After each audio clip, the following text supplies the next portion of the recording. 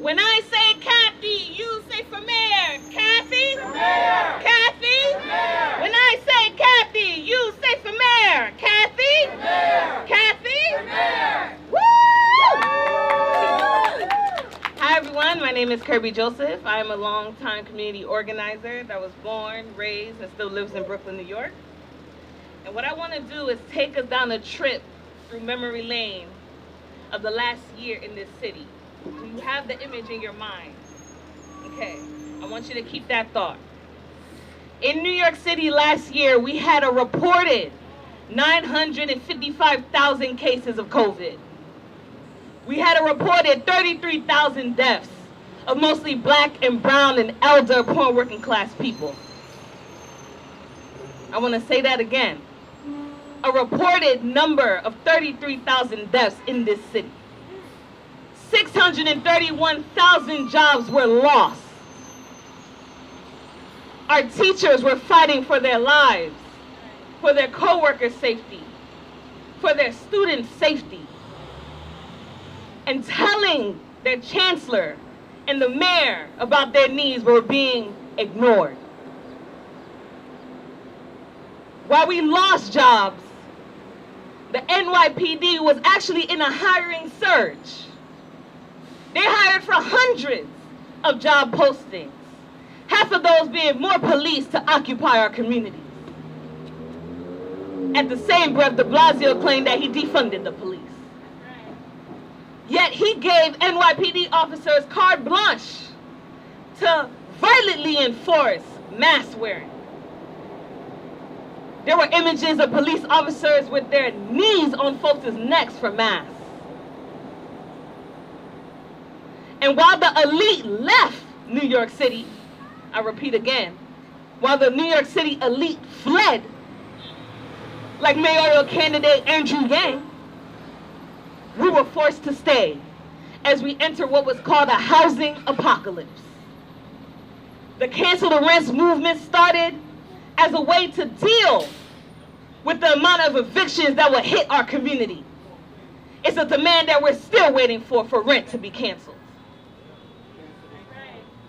During this pandemic, we got nothing but lies, nothing but broken promises, nothing but empty noise from every leadership position in this city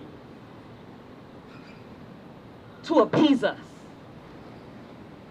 Asada Shakur said the ruling class of this country cares more about protecting property than our lives. And that is something that we saw during the worst period within our generation. There was no compassion. There was no care. There was no service to our wellness. There was nothing but lies and pacification. We entered the largest civil rights movement within our generation when we watched the lynchings of George Floyd and Breonna Taylor and Ahmaud Arbery and Tony McDade. And we still experience violence from every system within this city. The same institution that tells us that we need to rely on them, but we know that we cannot. See, these candidates have their own agenda. These candidates have their own deliverables that they have to make to Wall Street, to the banks, to police unions. It's not our interests. We need somebody that will stand by the interests of poor working class people. We can't trust candidates that take money from the police union within this country. We can't trust candidates that sell our communities out to developers.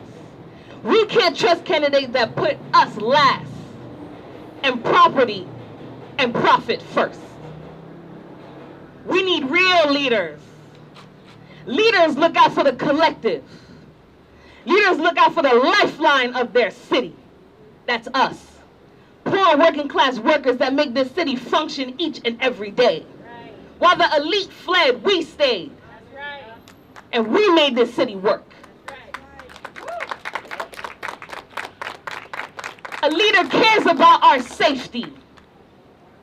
They care about our wellness. When we're in a health crisis, they make a plan. the leaders that call themselves leaders in this city had no plan for us. Leaders listen to the educators of the next generation of workers and thinkers and artists within their city. These leaders did not. They didn't listen and they didn't accommodate. These leaders know that you need housing as a human being to survive. And instead, they allowed courts to reopen and push pauses on rent evictions instead of canceling the rent. Are these leaders that we need? No.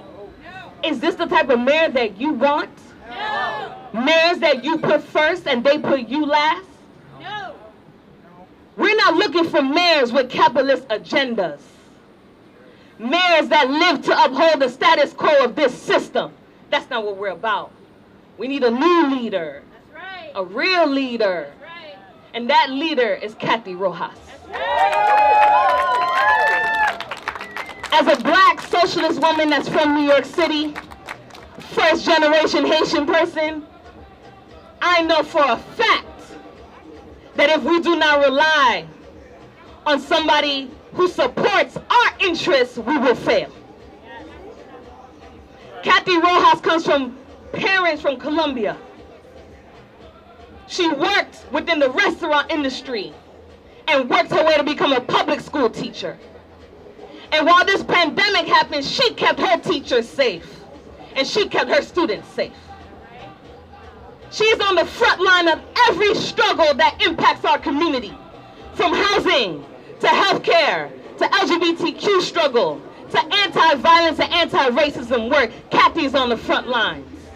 I don't have time for candidates saying that they were beat up by cops and then became a cop and is not supported by cops to claim that they'll support our community.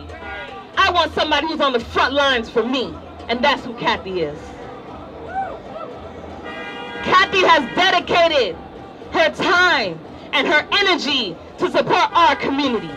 From Queens to Brooklyn to Harlem, she has been right here by our side. See, we don't need systematic toys. We don't need errand boys. We need a comrade on our side. We need a comrade in a position to shift the culture and the political landscape of this city. These candidates who are on the ballot are not my comrade. I can only speak about what I know. And what I know is that Cathy is our comrade. And Cathy is a people's leader by every sense of the word. So when you're looking for somebody to vote for the only socialist candidate on the mayoral ballot. Vote for somebody that puts their money, their bodies, and their selves on the front line. Vote for somebody that doesn't put empty promises at our doorstep. They don't feed us false promises. Cathy tells us the truth. And if anybody who wants to follow her, please do, at Cathy Rojas for Mayor on Twitter and on Instagram. And our website went live today, www.cathyrojasformayor.org. NYC. Please welcome our comrade, our leader, our champion, Cathy Rojas.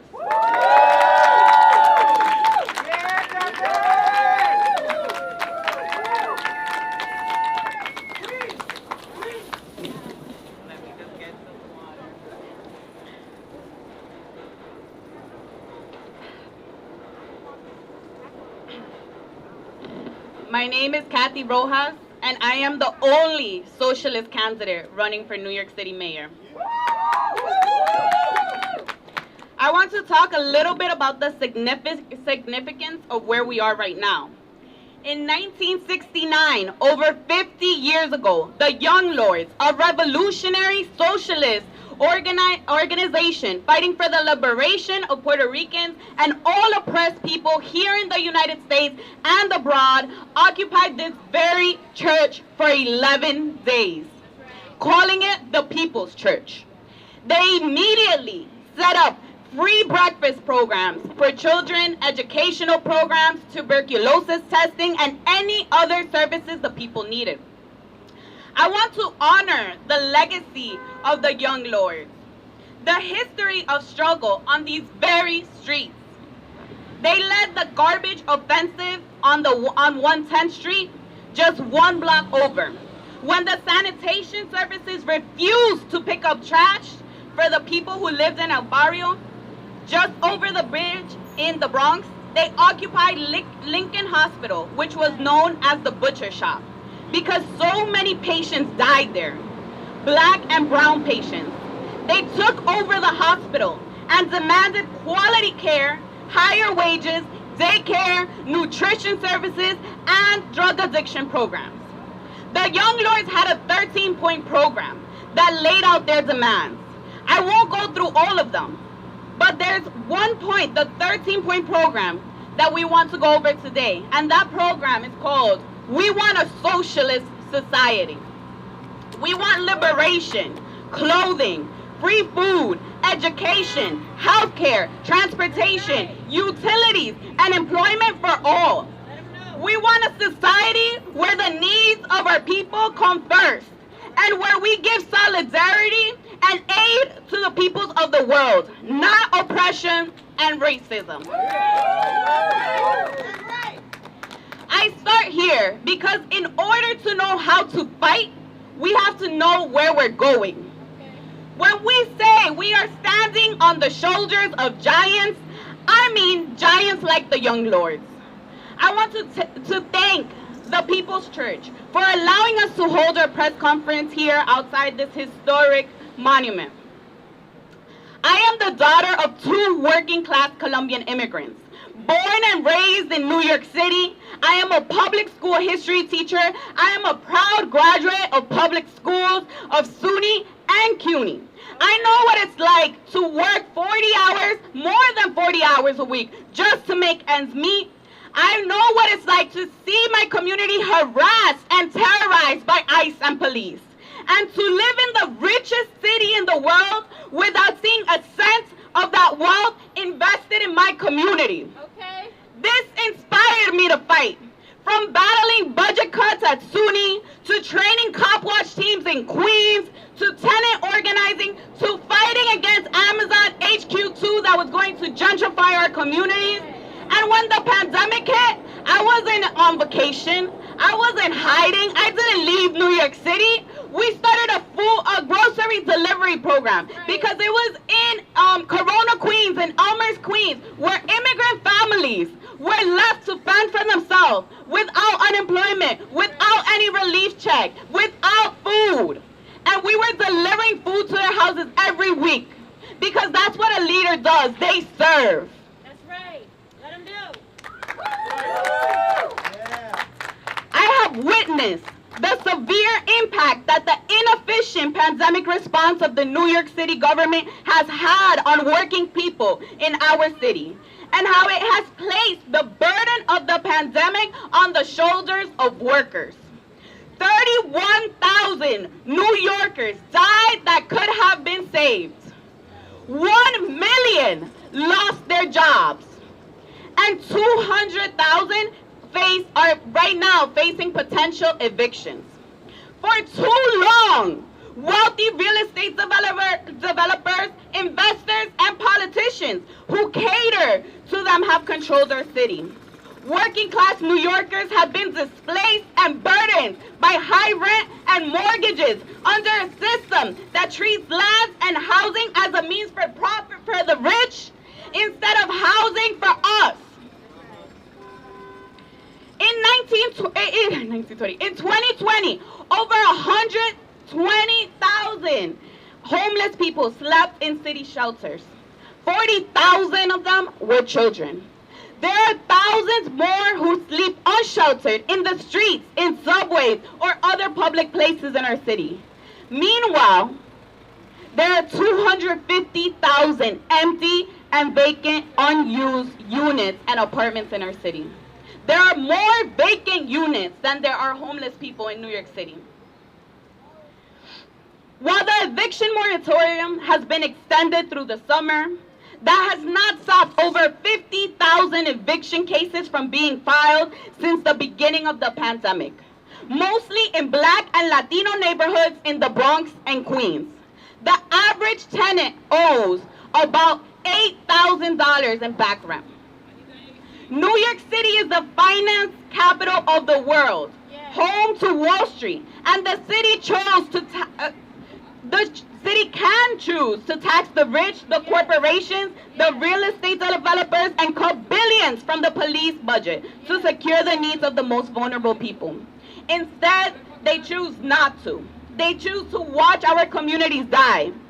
We, the organizers, the workers, the young people, the elderly, have been fighting to meet our needs and devising solutions on how to meet our needs. Feeding each other, providing clothing, medicine, and many other things that are necessary. Things do not have to be this way. There is no way the current system, the status quo, can offer a solution because the foundation of the crisis existed before the pandemic spread. The NYPD harassed and wrongly detained and killed before the pandemic. People were being evicted and there was a homelessness crisis before the pandemic. People with and without insurance were drowning in hospital bills before the pandemic. Our schools were underfunded and over-policed before the pandemic. Rent and tuition were going up before the pandemic. The pandemic only exposed those inequalities that so many of us experience every day. So how can we trust these same old politicians to fix those problems? This is why I am running as a socialist for mayor. My campaign and the Party for Socialism and Liberation are here to struggle with our communities against injustice and fight for a better future that puts people before profits and the planet before greed. Only a socialist system, a system in which working and poor people hold economic and political power instead of a tiny elite, can prevent public health and economic disasters like the one we are in right now. Adams says that he is the new face of the Democratic Party after last week's polling results. But we're here to say that the Democratic Party does not represent New Yorkers. That the new face of New Yorkers is working class and it is socialist. Together, we can make sure the wealth that we produce does not fill the pockets of the rich that are already multi-millionaires and multi-billionaires, but goes to our needs. We can reorganize the city budget to make it sustainable. We can tax the rich, impose higher taxes on billionaires and millionaires, and once again, use those funds to meet our needs. We can defund the NYPD of its $6 to $10 billion budget, which myself and the PSL, alongside millions of people, have stood up and demanded during last year's nationwide mobilization. It is a shame that after the largest movement for justice our country has seen in years, demanding the end of police terror, the media has fabricated a panic on the streets to protect us. We see right through your propaganda. Billionaires, super PACs have donated to all Democratic candidates to ensure none of them fight for workers, to ensure that they stand between us and the progress while telling us they are fighting on our behalf. Data shows that crime in New York has only decreased while police violence continues to increase. We know that when the police are called, they often make situations more dangerous, bloody, and violent. Don't use data to confuse the people. We said no more stop and frisk, no more police murders, no more broken windows, defund the police. Contrary to popular belief, police only 2% of all major crime. I'm going to say that again. Contrary to all popular belief, police only solve 2% of all major crime. So can we really trust police to keep us safe? Now let me put this in perspective. I'm a teacher. If my school only graduates 2% of its students, it's going to get defunded. If the MTA only takes 2% of its riders to its destination, it's going to get defunded. If a hospital only saves 2% of its patients' lives, it's going to get defunded. So let's defund police, yes, because it's rooted in white supremacy, but let's also defund it because it's ineffective. And we need to find a way to truly keep New Yorkers safe. A study from 2017 showed us that violence interruption programs led to 63% reduction in shootings and 37% reduction in gun injuries in the South Bronx. 50% reduction in gun injuries in East New York. That's a whole lot better than the NYPD's 2%. That's right. Let's invest in what works. Community-based violence intervention programs make a difference and have been underfunded for decades.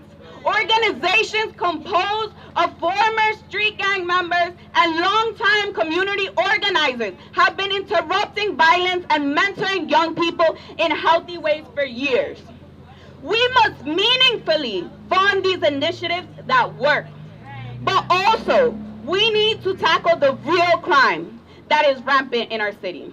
Employers guilty of wage theft, developers who displace thousands, Wall Street bankers who have defrauded the people of New York City and have seen no repercussions. All killer cops who are still walking free today, and the politicians who have done nothing to stop the police's terroristic behavior against the people. We know the police don't protect us. We protect each other. We provide for each other, and we hold each other down. But what we need is to unite all of our movements for justice into one movement for the socialist reorganization of our society. We are the workers. We produce all the wealth in New York City. And we should have a say on how that wealth is allocated in our city. This is about more than an election. It's about our future, the future of our children and our planet. We can't let cops, billionaires, and the democratic machine run New York City and the whole planet to the ground. We can rise up and realize our power. It's time to connect our different fights, to fight, to have a safe place to live. My campaign and the PSL are instruments in your hands that we can use to organize ourselves as workers, to fight for our interests, to achieve power, a new system in which people come before profits. This is a fighting campaign. So I invite you to fight with us. The people united will never be defeated. Thank you.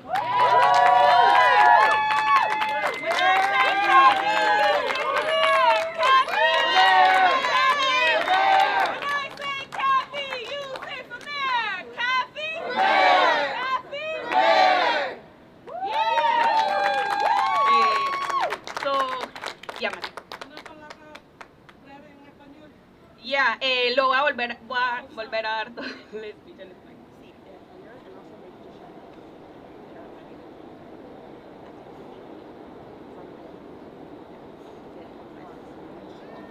Oh, yeah. Okay.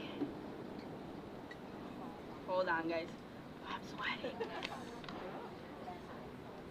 All right. Before I continue, I'm going to continue the rest in Spanish. I do want to give a shout out to Marina from East Harlem Preservation and the Holmes Isaac Coalition. Thank you for joining us today. And one night to podcast.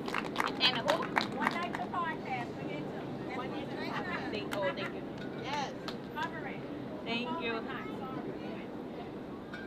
Bueno, okay. Hola, mi nombre es Cathy Rojas y soy una socialista y me estoy postulando para la alcaldesa de Nueva York. Quiero hablar un poco sobre la importancia de dónde estamos ahora.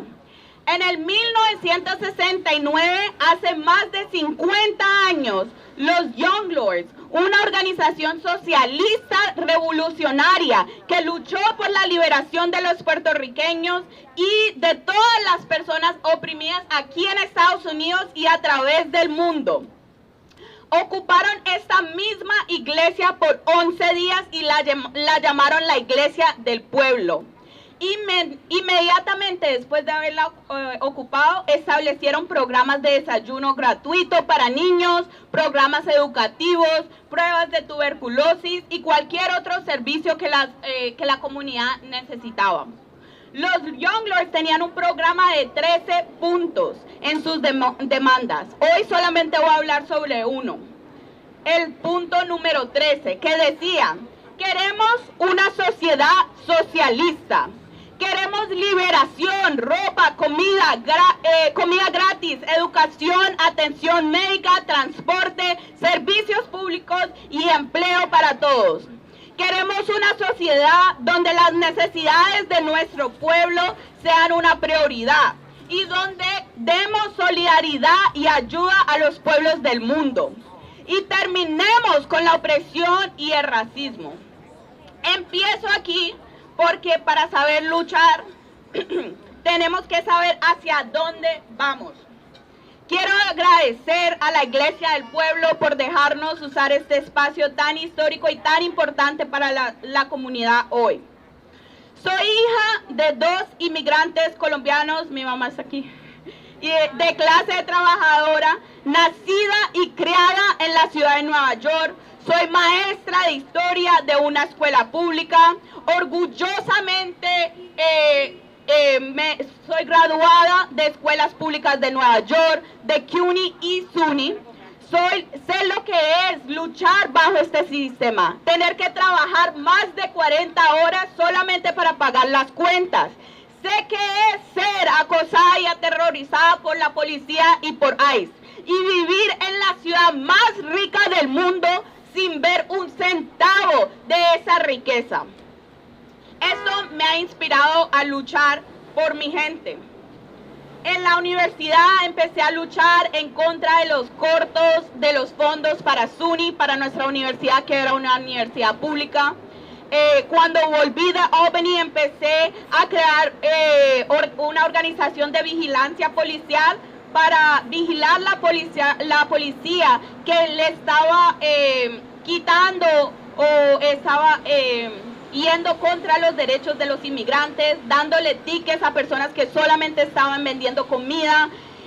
También después de eso trabajé como una organizadora de tenientes de un edificio, de NYCHA específicamente, que es vivienda pública. Organicé contra Amazon cuando quería ir a Queens y iba a gentrificar la comunidad y subir el costo de vivienda en Queens. Y durante la pandemia repartí mercados porque cuando nuestro gobierno le negó comida a nuestras familias inmigrantes, era la responsabilidad de nosotros, de nuestra comunidad, cuidar por uno al otro porque el gobierno nos dejó muertos. He sido testigo del severo impacto que dejó la ineficiente respuesta pandémica del gobierno de la ciudad de Nueva York. Le ha puesto toda la carga de la pandemia a los trabajadores. Más de 31,000 neoyorquinos murieron que no tenían que morir si la ciudad hubiera tenido un plan para la pandemia. 1 millón perdieron sus trabajos y 200,000 ahora están enfrentando la posibilidad de desalojo. Mientras que los ricos reciben más y más ganancias, nosotros que fuimos los trabajadores esenciales, los que hicimos que todo en esta ciudad trabaje, nos dejaron en la calle. En el 2020 hubo más de 120,000 personas sin hogar y 40,000 de ellos eran niños. Aunque a la misma vez hay 240,000 hogares vacíos vacantes que nadie está ocupando, nadie los está rentando, donde pueden mudar a esas personas a esos apartamentos, pero no lo hacen porque solamente piensan en la ganancia y no piensan en la humanidad de la gente.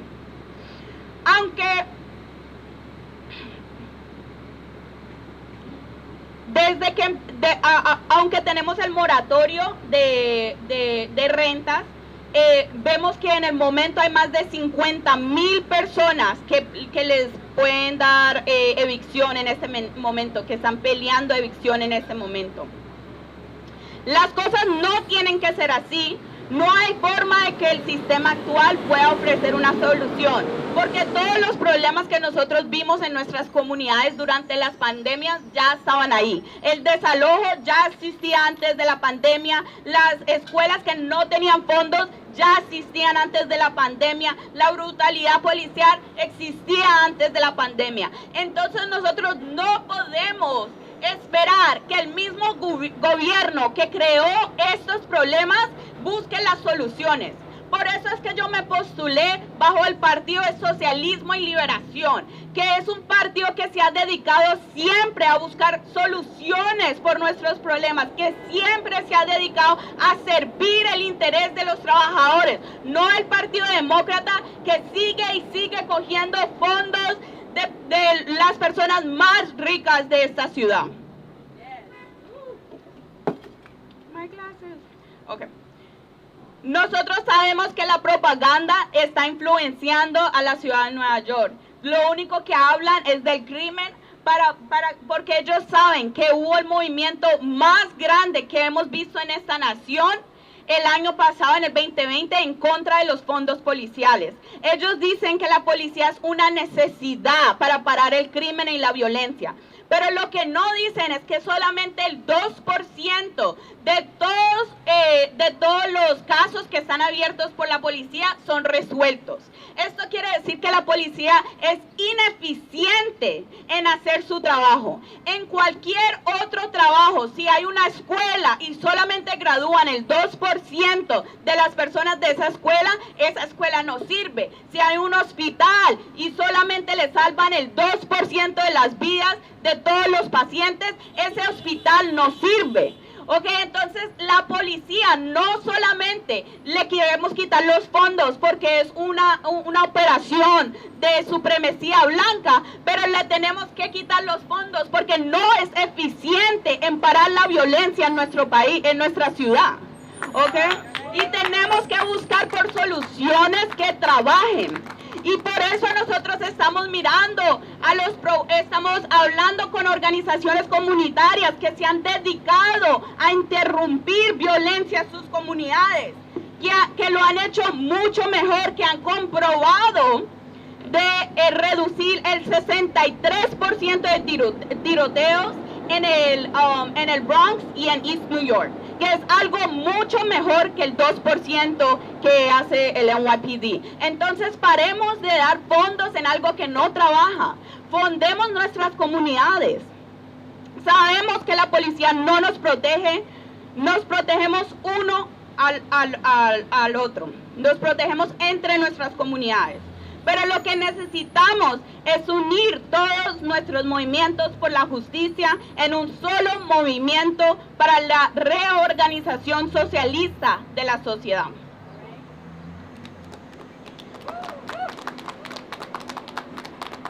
Mi campaña y el Partido de Socialismo y Liberación es un instrumento para que podamos organizarnos como trabajadores, para luchar por nuestros intereses, para tener poder y crear un nuevo sistema en el que nuestra humanidad sea más importante que la ganancia de los ricos. Juntos podemos reconstruir y transformar Nueva York para convertirla en una ciudad para nosotros, no para los ricos.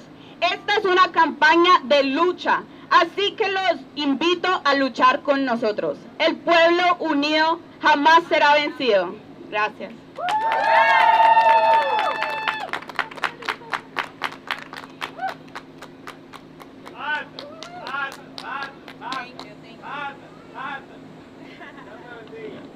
Ok, ya terminamos, we're done.